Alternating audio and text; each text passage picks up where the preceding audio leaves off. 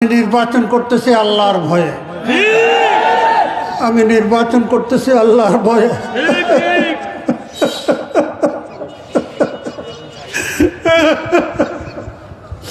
আল্লাহ পাক যদি কিয়ামতের মাঠে আমাকে জিজ্ঞাসা করেন, হে খালেদ সাইফুল্লাহ, বাংলাদেশ ঘুষ দুর্নীতিতে ডুবেছিল, তোমাকে আমি আওয়ামী লীগের আমলে 3 বার নির্বাচিত করেছি, সংসদ নির্বাচন আসছে, তুমি নির্বাচনে দাঁড়াও নাই কেন? আমার ভাইয়েরা, আমি আল্লাহর কসম করে বলতেছি, দুনিয়ার উদ্দেশ্যে আমি নির্বাচন করতেছি না। আমার ভাইয়েরা, ঘুষ দুর্নীতি জুলুম নির্যাতনের বিরুদ্ধে আমার নির্বাচন, আর আমার এই নির্বাচন অন্যায় জুলুমের বিরুদ্ধে জেহাদ। আমি আমার শান্তিপ্রিয় আলেকজান্ডার তথা রামগতিবাসী, আমাকে আপনারা সকলে জানেন এবং চিনেন। আপনারা হয়তো কেউ মনে করতে পারেন যে খালেদ সাইফুল্লাহ তো কমলনগরের লোক। না, আপনার আশেপাশের লোকদেরকে জিজ্ঞাসা করবেন, আমি শুধু কমলনগরের লোক নয়। আর পূর্ব আলেকজান্ডার আমার বাড়ি ছিল, 2013 সালে আমার বাড়ি ভাঙ্গা গেছে। তো আমি একজন রামগতির নদী ভাঙ্গা লোক। মানুষ গ্রাম ছাড়ি ঢাকা যায়, রাজধানীতে যায়, আমি ঢাকা ছাড়ি গ্রামে আসছি আপনাদের খেদমত করার জন্য।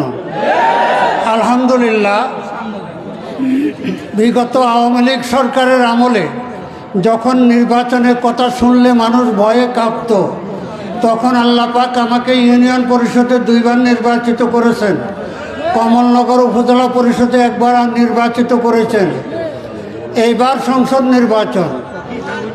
এখন আপনারা প্রশ্ন করতে পারেন যে হুজুর, আপনি নির্বাচন আসলে কেবল নির্বাচন করেন, এই বৃদ্ধ বয়সে নির্বাচন কেন? আমি নির্বাচন করতেছি আল্লাহর ভয়ে। আমি নির্বাচন করতেছি আল্লাহর ভয়ে।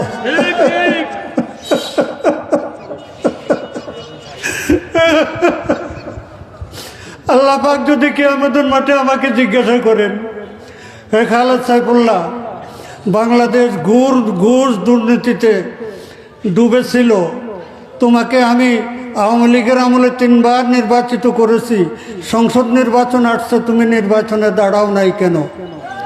আমার ভাইয়েরা, আমি আল্লাহর কসম করে বলতেছি, দুনিয়ার উদ্দেশ্যে আমি নির্বাচন করতেছি না।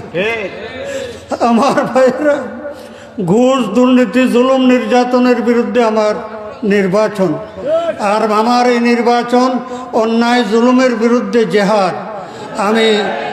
আমি আর বক্তব্য রাখবো না। আপনাদের কাছে দোয়া চাই, আপনাদের জন্য দোয়া করি। আমার মা বোনদের কাছে আপনারা তারপরে আমার সালাম পৌঁছাবেন, আমার জন্য দোয়া করতে বলবেন। আমার নির্বাচন একমাত্র আল্লাহকে খুশি করার জন্য।